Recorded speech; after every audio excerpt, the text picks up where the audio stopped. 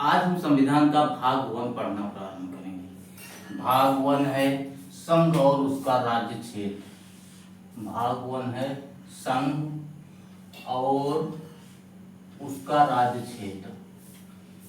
इस भाग 1 में 4 आर्टिकल हैं। कितने आर्टिकल हैं? 4 आर्टिकल हैं। इसमें से पहली आर्टिकल है संघ का नाम और राज्य क्षेत्र। दूसरी आर्टिकल है नए राज्यों का प्रवेश या स्थापन। तीसरी आर्टिकल है नए राज्यों का निर्माण और वर्तमान राज्य की क्षेत्र सीमा या नाम में परिवर्तन। और चौथी आर्टिकल है पहली अनुसूची और चौथी अनुसूची के अनुपूरक आनुषंगिक और परिणामिक विषयों का बंद करने के लिए अनुच्छेद 2 और 3 में बनाई गई विधियां। अब हम आर्टिकल नंबर 1 पढ़ना प्रारंभ करेंगे। संघ का नाम और राज्य क्षेत्र। आर्टिकल नंबर 1 है क्या है? संघ का नाम और राज्य क्षेत्र।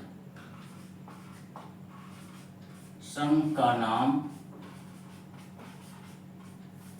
और राज्य क्षेत्र और राज्य क्षेत्र।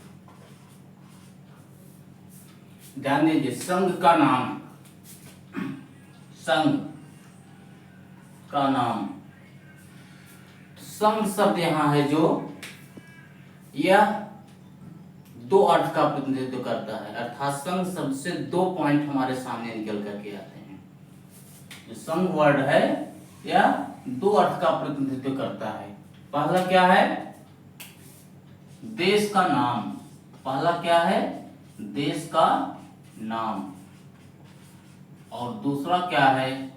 शासन का स्वरूप। दूसरा क्या है? शासन का स्वरूप।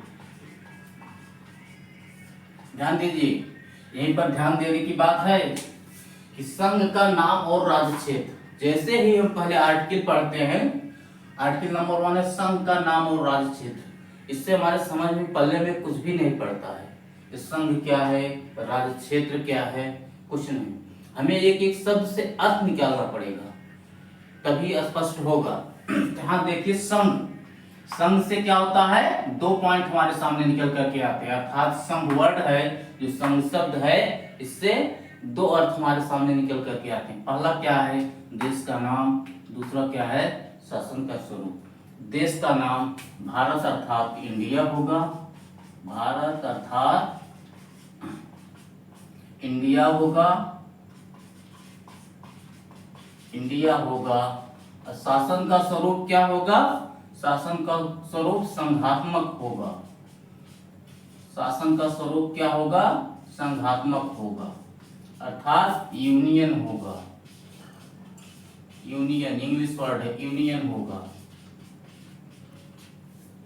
तो संघ का नाम और राज्य क्षेत्र। संघ से क्लियर हो गया ना, संघ का नाम अर्थात देश का नाम, और क्या हो गया? शासन का स्वरूप। इतना क्लियर हो गया। आगे चलते हैं राज्य क्षेत्र। अब हम यह देखते हैं राज्य क्षेत्र क्या है। राज्य क्षेत्र, यहां देखते हैं राज्य क्षेत्र। राज्य क्षेत्र, अब राज्य क्षेत्र से हम देखते हैं, राज्य क्षेत्र मतलब राज्य पूरा हमारा देश, क्षेत्र मतलब हमारे देश के अंतर्गत कितने कितने क्षेत्र आते हैं। अर्थात यह हुआ कि हमारा जो राज्य है क्या है? एक संघ है, और उसको शासन को चलाने की सुविधा की दृष्टि से जो राज्यों में डिवाइडेड किया गया है, वही क्या है? राज्य क्षेत्र है। भारत क्या है? एक संघ है। पूरा समूचा क्या है? भूखंड का एक क्या है?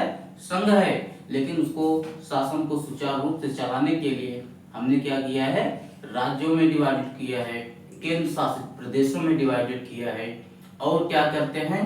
जो नया राज्य बनाते हैं या कहीं से खरीद करते हैं, फरोख्त करते हैं, विजय करते हैं, उनको अपने में समाहित करते हैं। तो क्या है? राज्य क्षेत्र के अंतर्गत भी क्या आते हैं?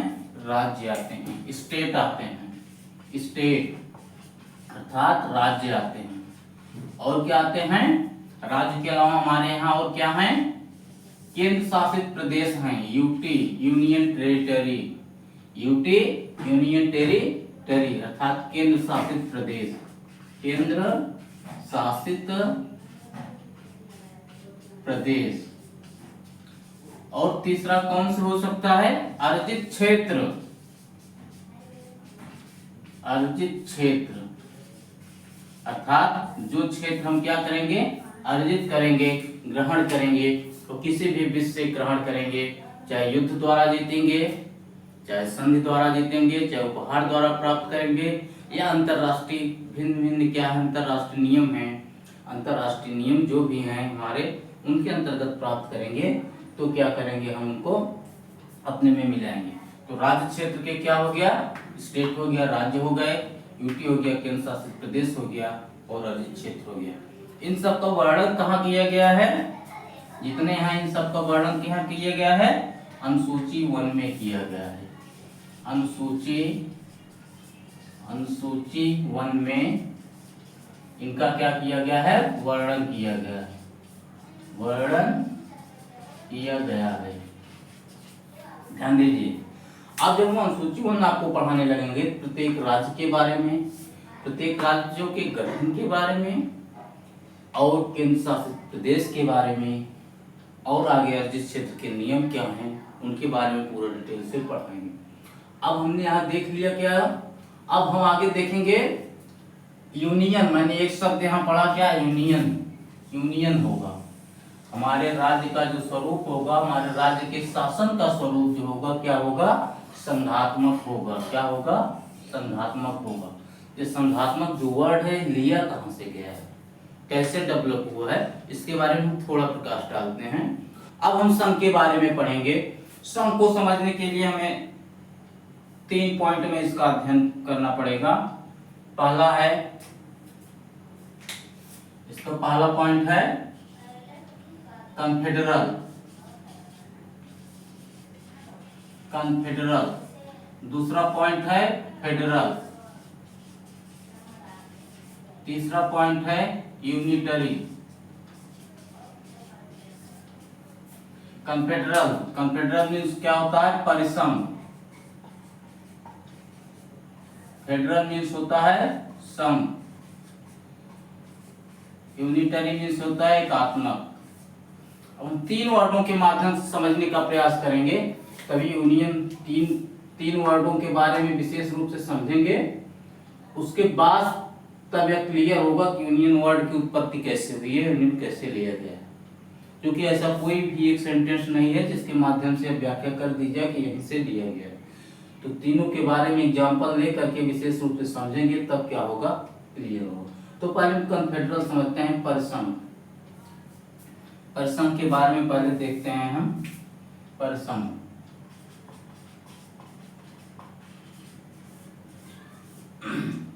परिसंघ में हम क्या करते हैं? सबसे पहले रसिया का एग्जाम्पल, रूस का एग्जाम्पल के माध्यम से समझेंगे। रूस इसका क्या एग्जाम्पल का एक बहुत बड़ा स्रोत है। रसिया क्या था? पहले बहुत ही, आज भी बड़ा देश है, पहले बहुत भी बड़ा देश था, लेकिन बीच में ऐसा क्या हुआ, उसमें पॉलिटिकल इशू आया, भौगोलिक इशू आया, उसको हम बाद में चर्चा करेंगे। लेकिन बीच में ऐसे इशूज है जिसमें क्या हुआ, 15 पार्टों में टूट गया। कितनी पार्टों में टूट गया? 15 पार्टों में टूट गया, 15 भाग में, 15 भाग में विभाजित हो गया, 15 भाग में विभाजित हो गया। मतलब इसका मतलब वो परिसंघ जो होता है, कन्फेडरल जो होता है, कन्फेडरल अर्थात परिसंघ, यह क्या होता है? एक नॉर्मली बातचीत का समझौता होता है। क्या होता है? नॉर्मली समझौता होता है, नॉर्मली समझौता होता है, समझौता होता है अर्थात नॉर्मली बातचीत का समझौता होता है।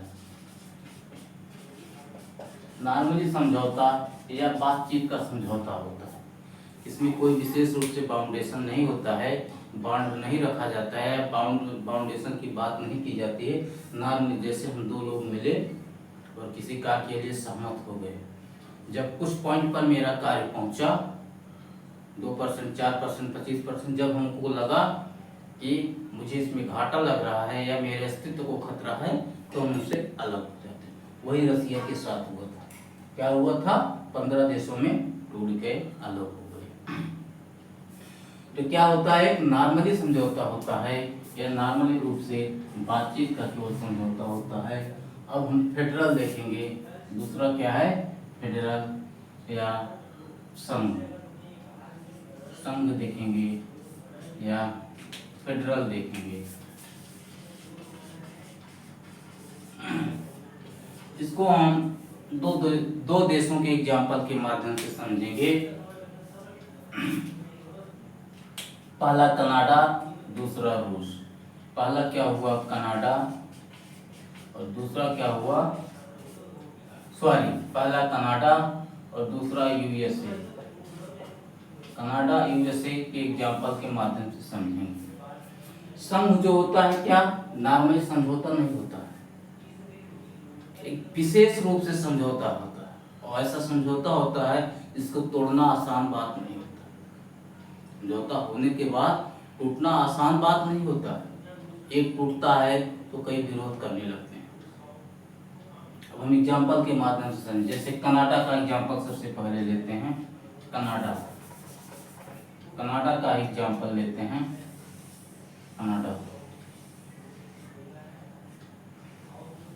कनाडा जब देश आजाद हुआ तो एक संघ के रूप में था, अर्थात एक देश के रूप में पूरा आजाद हुआ था, टुकड़ों टुकड़ों में नहीं आजाद। जैसे हमारा देश था, भारत तो आजाद हुआ, कई रियासतों के रूप में था, लेकिन आजाद होते ही सब रियासतों को आपस में मिला दिया गया, अर्थात एक हो गया। उसी प्रकार कनाडा भी हुआ था, तथा संघ के रूप में ही विकसित हुआ था भारत की तरह। लेकिन अभी क्योंकि शासन को अच्छे ढंग से चलाना है तो इतने बड़े देश में तो संभव नहीं है, इसलिए उसको छोटी छोटी इकाइयों में तोड़ना पड़ेगा। तो कनाडा ने क्या किया? अपने को छोटे छोटे राज्यों में डिवाइडेड किया, मेन पावर अपने पास रखा, और जो क्या था ट्रांसफर करने योग्य था वो क्या किया? राज्यों को दे दिया। तो कनाडा ने क्या किया? राज्यों का निर्माण किया। कनाडा ने क्या किया? राज्यों का निर्माण किया। कनाडा ने राज्यों का निर्माण किया। उसके बाद कुछ शक्तियां राज्यों के थी और शासन को सुचारू रूप से चलाने का प्रयास किया। यही यूएसए में देखते हैं। यही यूएसए में क्या हुआ? यूएसए ऐसा नहीं था। यूएसए के जब आजाद हुआ तो छोटे छोटे टुकड़ों में बटा हुआ था। ऐसा 50 राज्य हैं, तो उस समय अलग बात कि 50 राज्य थे कि नहीं थे, उसे जब डिटेल में पढ़ाएंगे तो आपको पढ़ाएंगे। लेकिन छोटे छोटे राज्यों में क्या हुआ? आजाद हुआ। तो बाद में सभी राज्यों ने सोचा कि हमारा तो छोटे छोटे हैं, बाद में क्या हुई? प्रॉब्लम हो जाएगी, समस्या होगी, हमारा अस्तित्व फिर समाप्त हो जाएगा, फिर गुलामी की तरफ बढ़ेंगे। उन्होंने कहा कि हम क्यों ना ऐसा कार्य करें कि विश्व पटल पर क्या हो, हम एक जाने जाएं। तो उन्होंने क्या किया? एक संघ का निर्माण किया, यूएसए का निर्माण किया, और अपनी कुछ शक्तियां, अर्थात जिनको विश्व में जानी जाए जिन शक्तियों के लिए, उन शक्तियों को सभी राज्यों ने केंद्र में दे दिया। सभी राज्यों ने क्या किया? मान लीजिए 50 राज्य हैं, जो भी राज्य थे उस समय, इन राज्यों ने क्या किया? अपनी थोड़ी थोड़ी शक्तियां, कुछ शक्तियां केंद्र को दे दी, केंद्र को दे दी। इस प्रकार क्या हुआ? यूएसए आज दुनिया का सबसे शक्तिशाली ताकतवर देश बना हुआ। तो यूएसए के बारे में कहावत भी कही जाती है, क्या है? अविनाशी राज्यों का अविनाशी संघ। क्या है? अविनाशी राज्यों का अविनाशी संघ है। अविनाशी राज्यों का अविनाशी संघ है। अविनाशी संघ। ध्यान दीजिए, आप कनाडा में जाते हैं या और कहीं जाते हैं, यूएसए में जाते हैं, अंतर ध्यान से दीजिए, यहाँ पे आपको दोहरी नागरिकता लेनी पड़ती है। यूएसए में जाएंगे केंद्र की नागरिकता अलग और जिस राज्य में निवास करेंगे उसकी नागरिकता अलग है। काफी नियम ऐसे हैं अलग है। उसके बाद फ्लैग भी अलग है, झंडा भी अलग है, काफी चीजें अलग हैं जो कि इस बात का संकेत देते हैं केंद्र और राज्य में अंतर है। लेकिन इसके बावजूद भी इसको क्या अविनाशी राज्यों का अविनाशी संघ कहा जाता है। अविनाशी राज्यों का अविनाशी संघ कहा जाता है। इसी प्रकार अगला देखते हैं यूनिटरी एकात्मक जो है। यूनिटरी एकात्मक जो है, इसको क्या एग्जांपल लेते हैं, यूनिटरी एकात्मक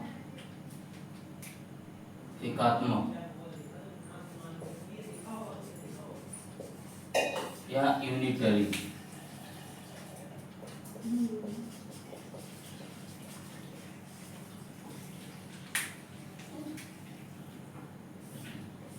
इसका सबसे अच्छा एग्जांपल है ब्रिटेन।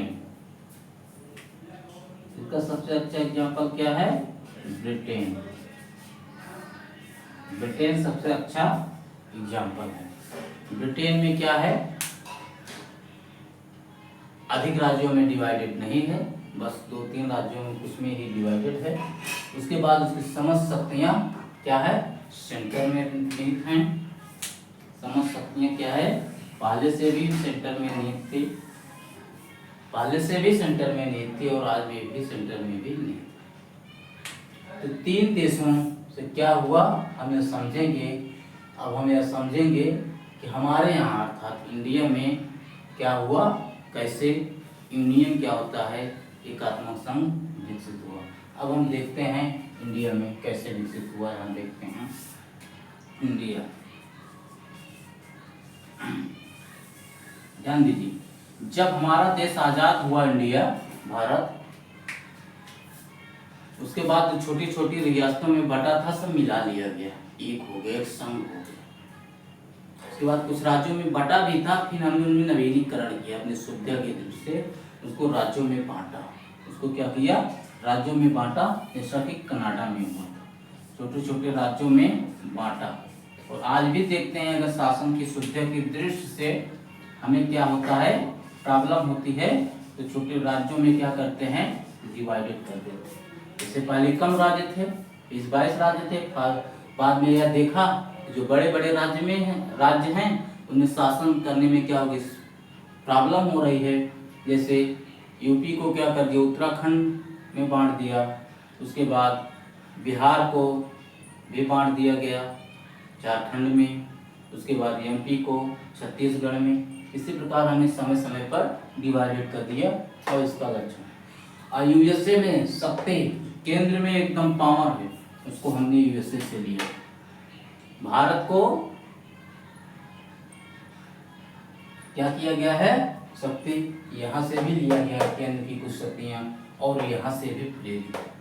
केंद्र की शक्तियाँ यहाँ कमजोर हैं, यहाँ और यहाँ कमजोर नहीं है, तो केंद्र से हमने यहाँ से भी प्रेरित लिया। यहाँ क्या है, राज्यों का भी विनाश, जैसे अविनाशी अर्थात संघ भी अविनाश है, और अविनाश अर्थात राज्य भी अविनाश है, अर्थात राज्य भी क्या हो सकते हैं, राज्यों को संघ में मिलाया नहीं जा सकता है। संघ ये नहीं चाहता कि हम राज्यों को आपस में समाप्त करते हैं और मिला सकते हैं। इसीलिए कहावत क्या, अविनाशी अर्थात संघ भी अविनाश है। अविनाशी राज्यों का अविनाशी संघ है, राज्य भी अविनाशी है। जितने राज्य हैं उनको संघ में इतना पावर नहीं कि अपने में मिला ले। लेकिन इंडिया के बारे में ऐसा नहीं है, अविनाशी विनाशी राज्यों का अविनाशी संघ है। इसके बारे में क्या कहावत है, विनाशी राज्यों का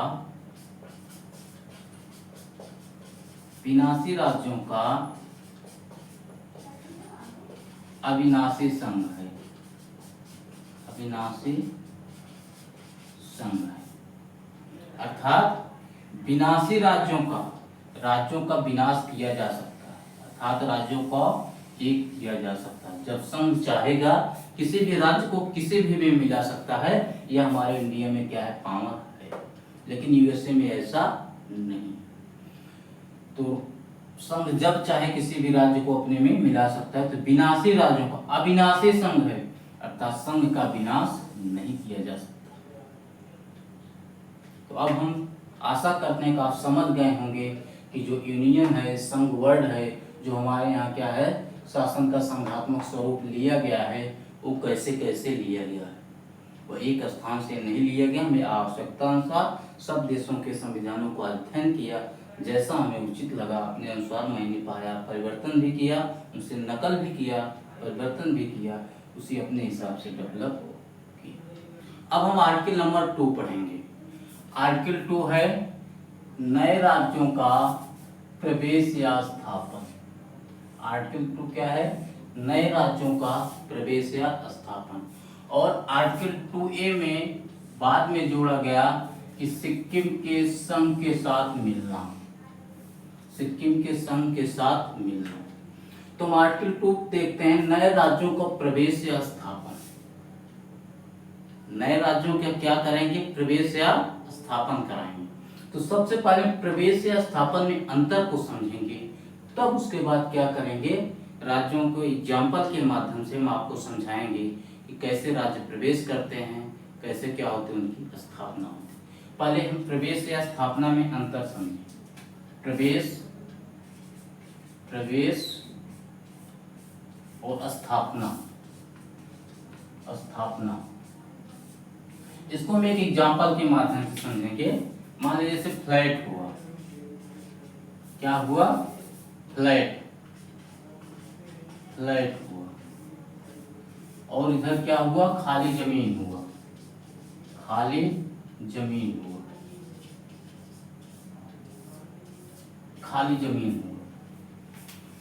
तो ध्यान दीजिए, फ्लैट और खाली जमीन। फ्लैट क्या होता है? अच्छा, शहर में हम सुनते हैं फला व्यक्ति ने फ्लैट खरीदा है। इस शहरों में खाली जमीन बहुत कम मिलती है, फ्लैट ही ज्यादा मिलता है रहने के लिए। तो फ्लैट का क्या मतलब होता है? फ्लैट का मतलब एकदम पूर्ण रूप से कंप्लीट घर। क्या होता है? पूर्ण रूप से कंप्लीट घर, पूर्ण रूप से कंप्लीट होता है, कंप्लीट घर। फ्लैट भी जो होता है 1 BHK 2 BHK 3 BHK जो भी होता है, लेकिन यहाँ हम केवल समझने का प्रयास करेंगे। पूर्ण रूप से क्या होता है? चाहे 1 BHK 2 BHK कुछ भी हो, कंप्लीट होता है। अर्थात मैंने उसको लिखाया, उसको पैसा दिया, रजिस्ट्री जो भी हुआ, पैनामा जो भी हुआ कराया, उसके बाद मैंने उसमें गृह प्रवेश करके रहना प्रारंभ किया। एकदम बना हो, उसमें कोई प्रॉब्लम नहीं है, लाइट प्लास्टर एकदम पूरा मेंटेनेंस है। अर्थात मैंने उसमें प्रवेश लिया और प्रवेश कर लिया। लेकिन खाली जमीन में क्या हुआ? खाली जमीन लिए हैं, लिखा लिए, उसको खरीद लिए, क्या करेंगे? उसको तुरंत आना चालू करेंगे नहीं, उसमें क्या करेंगे? इंफ्रास्ट्रक्चर करेंगे। क्या करेंगे? इंफ्रास्ट्रक्चर करेंगे।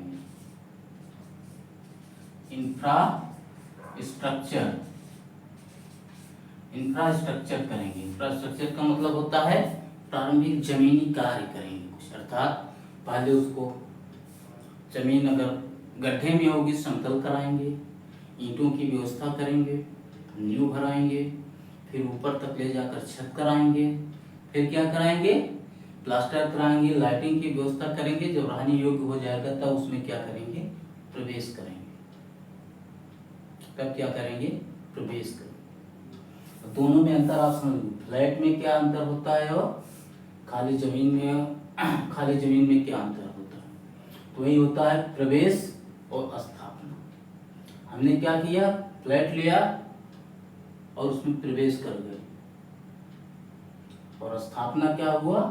खाली जमीन में पूरा इंफ्रास्ट्रक्चर किया, उसके बाद पूरी तरह बना करके तब उसमें प्रवेश किया। इसी के माध्यम से हम समझने का प्रयास करेंगे। तो आर्टिकल 2 क्या है? 2A क्या है? सिक्किम का संघ के साथ मिलना, संयुक्त होना। सिक्किम के संघ के साथ मिलना या संयुक्त होना। मूल संविधान में आप संयुक्त होना पाएंगे, संयुक्त होना।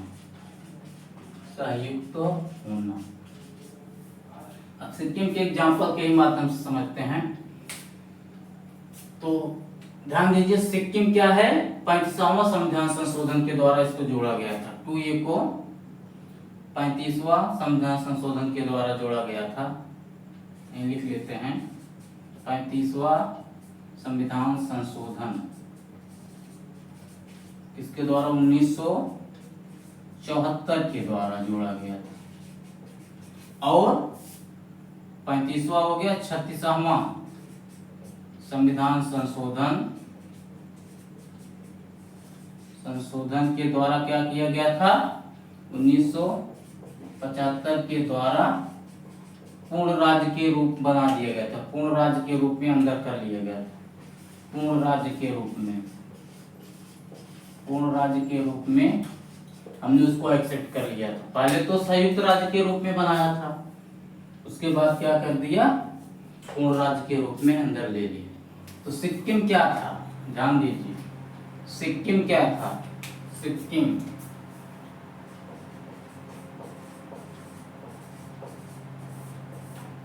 सिक्किम को मैंने क्या किया प्रवेश कराया था। सिक्किम को क्या किया था प्रवेश कराया था।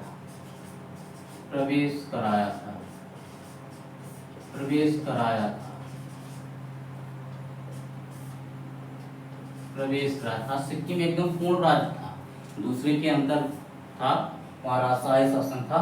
हमने उसको साम दाम दंड भेद लगा करके अपने में प्रवेश करा दिया। उसके बाद प्रवेश कराने के बाद 1 साल देखा, हाँ उसका रवैया ठीक था, हमारे में मिलने लायक था सहयोगी राज्य के। उसके बाद मैंने पूर्ण राज्य बना लिया था। एकदम वहाँ हमें कुछ निर्माण नहीं करना पड़ा, शासन व्यवस्था भी चल रही थी, लोग आनंद से रह भी रहे थे, सब व्यवस्था एकदम कुछ फ्लैट की तरह, जैसे फ्लैट होता है फ्लैट की तरह एकदम कंप्लीट था, भी कंप्लीट था, हमने भी प्रवेश करा।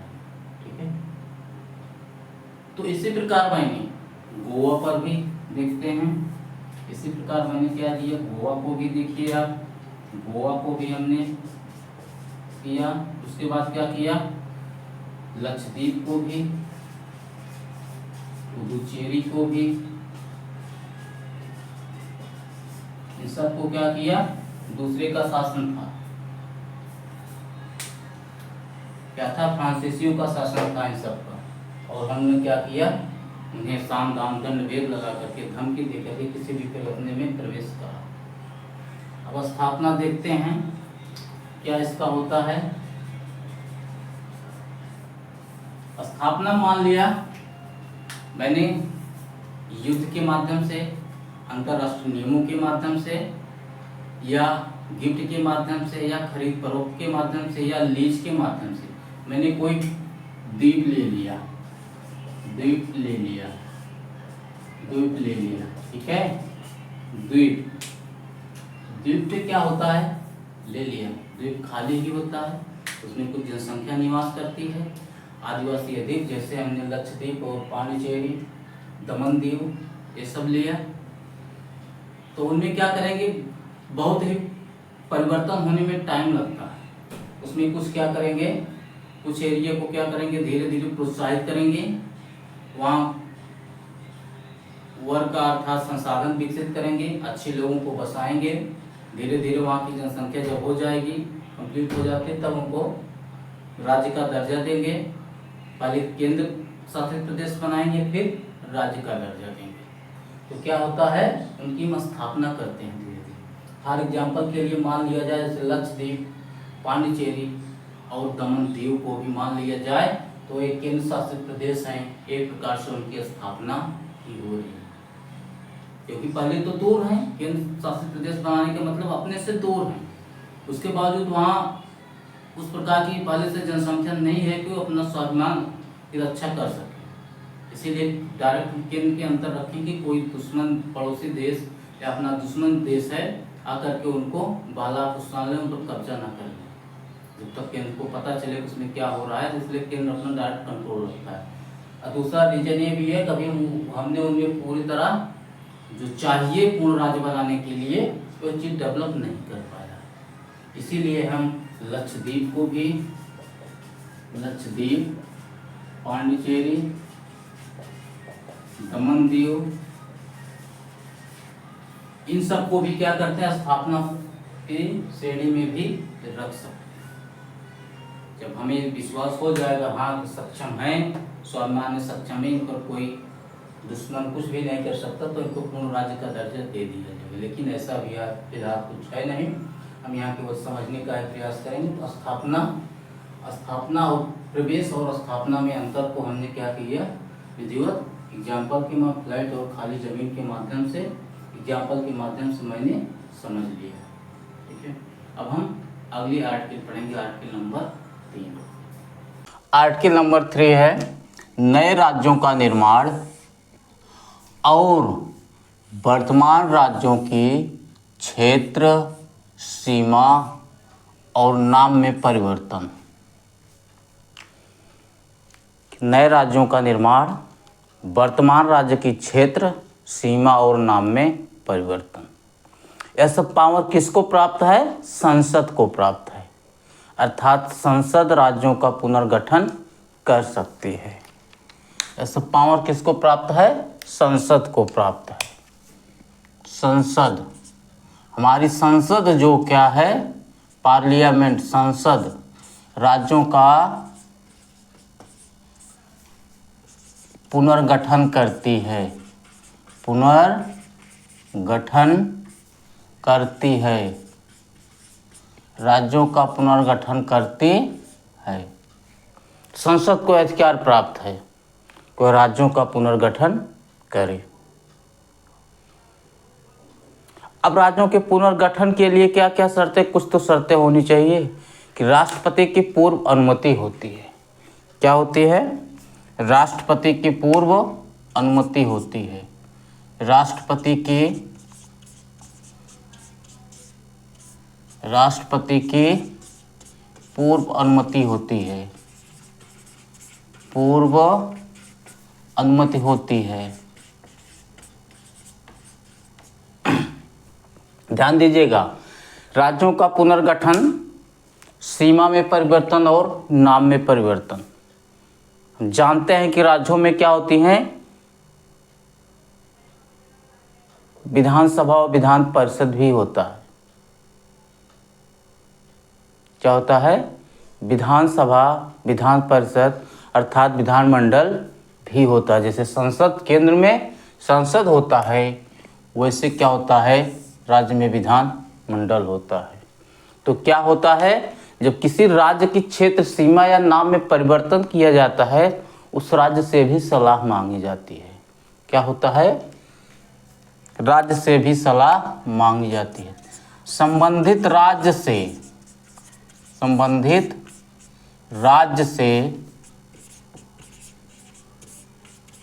सलाह मांगी जाती है, सलाह मांगी जाती है।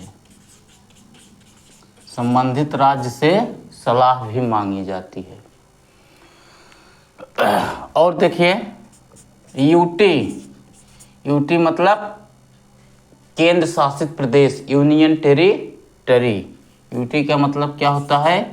यूनियन टेरिटरी मतलब केंद्र शासित प्रदेश, केंद्र शासित प्रदेश से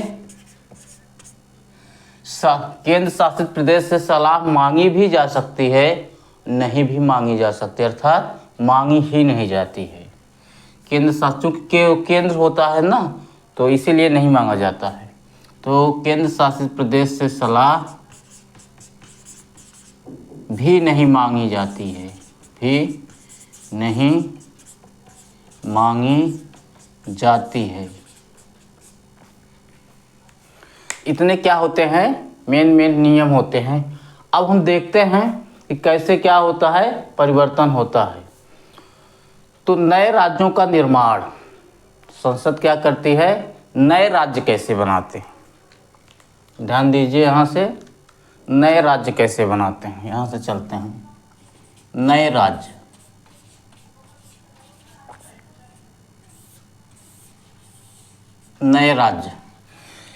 नए राज्य का निर्माण क्या होता है, मांग की आवश्यकता के अनुसार होता है। अगर पूर्व पर दृष्टि डालें, पास्ट में जाकर के देखें,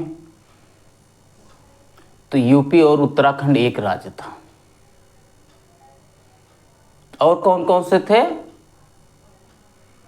छत्तीसगढ़ और एमपी एक राज्य था।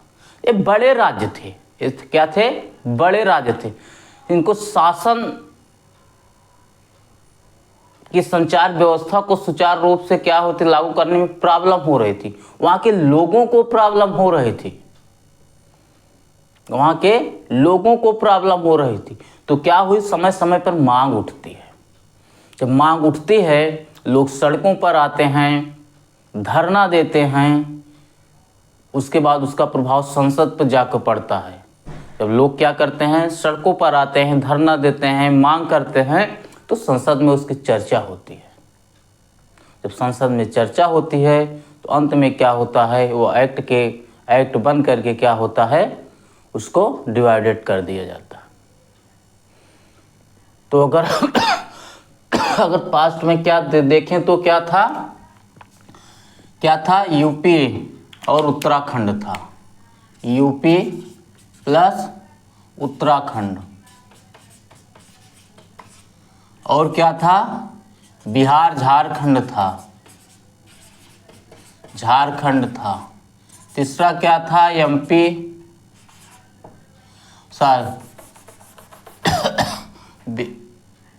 हाँ, बिहार झारखंड था।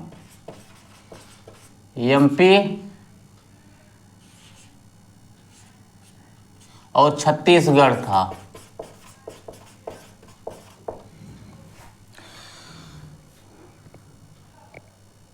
और उसके बाद क्या था, हाल ही में सबसे लास्ट में क्या हुआ था, इसको क्या कहते हैं, हैदराबाद और तेलंगाना हुआ था। हाल ही में जो हुआ था, हैदराबाद प्लस तेलंगाना भी अलग हुआ था। इतना क्या हुआ था पास्ट में। अगर वर्तमान में देखा जाए तो जैसे यूपी हुआ, यूपी बड़ा है। यूपी को दो राज्यों में क्या हो रही है, बांटने की मांग हो रही है, पश्चिमी और पूर्वी में। यूपी को वर्तमान में देखा जाए, वर्तमान में यूपी को कितने, पश्चिमी यूपी प्लस पूर्वी यूपी। पश्चिमी यूपी और पूर्वी यूपी में क्या हो रही है, मांग उठ रही है, पश्चिमी यूपी और पूर्वी यूपी। इसी प्रकार क्या होता है, नए राज्य का निर्माण होता है। हम पास्ट में भी देख चुके हैं और फ्यूचर में, वर्तमान में मांग भी उठ रही है, फ्यूचर में हमको लगता है देखने को मिल ही जाए। इसी प्रकार हम देखेंगे वर्तमान राज्य की क्षेत्र सीमा या नाम में परिवर्तन। क्या होगा, वर्तमान राज्य के क्षेत्र सीमा और नाम में परिवर्तन।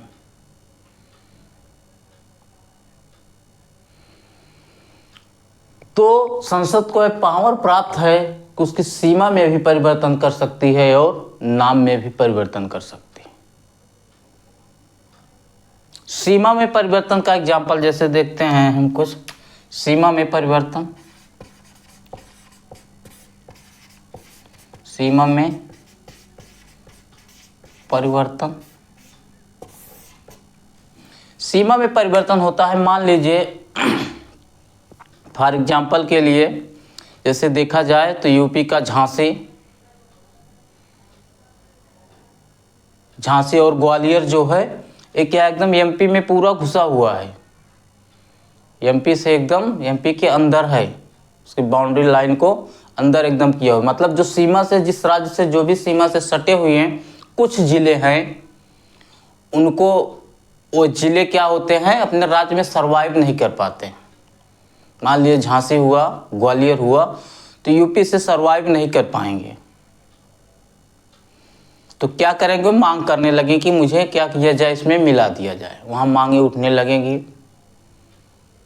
झांसी का एग्जाम्पल ही नहीं बल्कि अन्य और किसी की राज्य का जो सीमा से सटे हुए जिले होते हैं, 1 जिले, 2 जिले, 3 जिले, और जिस राज्य में है उन्हें प्रॉब्लम हो रही है, तो क्या है, मांग करने लगते हैं। और संसद को यह पावर है उन जिलों को काट करके जिस जिले में उनकी डिमांड हो रही है उनको क्या किया जाए, उसमें मिला दिया जाता है। या संसद को क्या होता है, सीमा में परिवर्तन का उन्हें पावर होता है। और नाम में परिवर्तन, और नाम में भी क्या कर सकते हैं, परिवर्तन कर सकते हैं। जैसा कि हमारी यूपी की सरकार जिलों के नाम में परिवर्तन कर रही है, उसी प्रकार सीमा में परिवर्तन और नाम में परिवर्तन, नाम में परिवर्तन। संसद में क्या है, संसद जो है नाम में भी परिवर्तन कर सकती है। संसद क्या होती है, नाम में भी परिवर्तन कर सकती है। इसके बाद सीमा में परिवर्तन कर सकती है और उनके नाम में परिवर्तन कर सकती है। अब हम अगले आर्टिकल पढ़ेंगे, आर्टिकल नंबर 4। आर्टिकल नंबर 4 है पहली अनुसूची और चौथे अनुसूची के अनुपूरक और आनुषंगिक विषयों का उपबंध करने के लिए अनुच्छेद 2 और अनुच्छेद 3 के अधीन बनाई गई विधियाँ। पहली बार जब आप पढ़ेंगे आर्टिकल तो आपके समझ में कुछ भी नहीं आएगा, क्या लिखा गया है क्या नहीं लिखा गया है। लेकिन ज़रा सा आप ध्यान देंगे तो आर्टिकल एकदम सरल है, सब वही है जो आप पीछे पढ़ चुके हैं। ध्यान दीजिए, हम पीछे आर्टिकल 2 और 3 पढ़ चुके हैं। आर्टिकल नंबर 2 क्या है, आर्टिकल नंबर 2 है नए राज्यों का प्रवेश या स्थापन। नए राज्यों का प्रवेश या स्थापन, प्रवेश या स्थापन। आर्टिकल नंबर 3 है नए राज्यों का निर्माण, नए राज्यों का निर्माण और वर्तमान राज्यों की क्षेत्र सीमा या नाम में परिवर्तन। क्षेत्र सीमा या नाम में परिवर्तन, क्षेत्र सीमा या नाम में परिवर्तन। आर्टिकल 2 और आर्टिकल 3 हम पीछे पढ़ चुके हैं।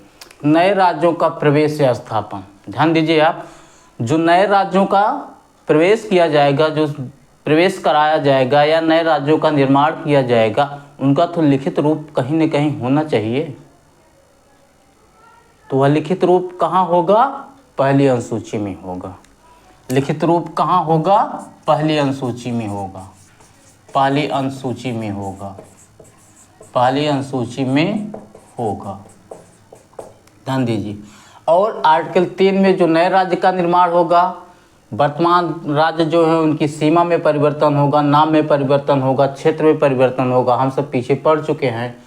तो उनका लिखित रूप कहाँ होगा, चौथी अनुसूची में होगा। इनका लिखित रूप चौथी अनुसूची में होगा,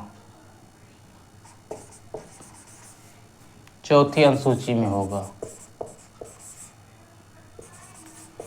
अनुसूची में होगा। अर्थात 2 और 3 में जो भी परिवर्तन होगा, पहली अनुसूची और चौथी अनुसूची में वो क्या होगा, रिकॉर्ड किया जाएगा पढ़ने के लिए और प्रमाण के लिए। ये पहला पॉइंट हुआ। दूसरा पॉइंट ये है कि आर्टिकल 2 और 3 में जो भी परिवर्तन होगा वो संवैधानिक संशोधन नहीं माना जाएगा। जो संविधान संशोधन होता है उसके तहत नहीं आए। तो आर्टिकल 2 और 3 में जो भी परिवर्तन होगा, ध्यान दीजिए, आर्टिकल 2 और 3 में जो भी परिवर्तन होगा, जो भी परिवर्तन होगा वह संवैधानिक संशोधन, वह संवैधानिक संशोधन आर्टिकल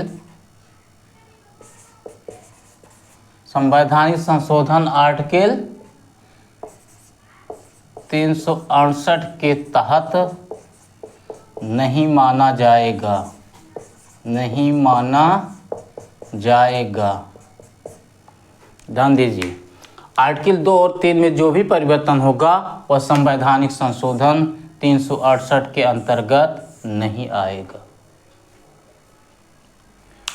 तो एक बात यहाँ और जान लेते हैं, तो संवैधानिक संशोधन और जो आर्टिकल 2 और 3 में परिवर्तन होगा, इनमें एक विशेष अंतर यह भी है, जो भी संवैधानिक संशोधन होता है या 2/3 बहुमत, विशेष बहुमत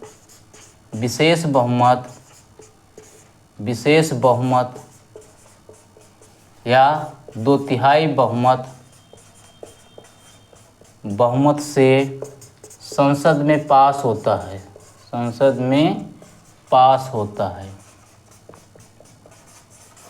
मैं आपको जब संसद के बारे में पढ़ाऊंगा तो पढ़ाऊंगा, विशेष बहुमत या 2/3 बहुमत से पास होता है तो संवैधानिक संशोधन होता है। लेकिन जो आर्टिकल 2 और 3 में जो भी परिवर्तन होगा यह क्या होता है, साधारण बहुमत से होता है, साधारण बहुमत से होता है।